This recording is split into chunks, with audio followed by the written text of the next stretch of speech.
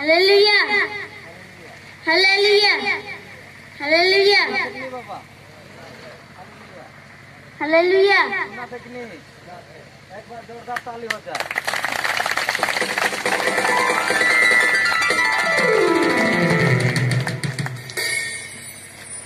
हे पिता परमेश्वर, जब गुंजाहट शैतान ने कर शरीर में कान में दोबारा ना आने पर पिता परमेश्वर हाँ सर प्रभु शैतान तो इच्छा हो कि कोनो पाप दोष को ना लगे हाँ ईश्वर नासर के नाम से हट जा नहीं तो खिसा कर कौन के मुराद है बोले शैतान हाँ ईश्वर नासर के नाम से उसके नाम पे आमीन। फिर से मेरे पीछे पीछे बोलना हाँ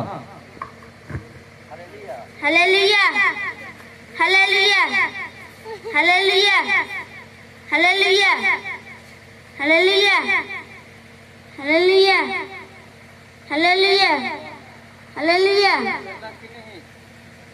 कितना दूर से नहीं सुनाता रहे नहीं आई मार सुनना आई मार दक्षता अंदा हाँ और एक बार मेरे पीछे बोलना हालेलुया हालेलुया हालेलुया हालेलुया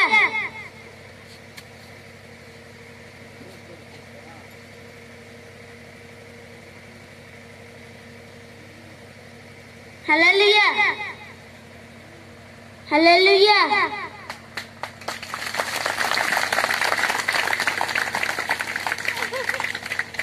अपन सर हसम इश्क नासर के नाम से इश्क हसम इश्क नाम सुतर इश्क हसम इश्क नाम सुतर इश्क हसम इश्क नाम सुतर इश्क नाम सुतर इश्क हर शैतान का जीवन से तो निकल जा हसम इश्क नाम पे आमीन।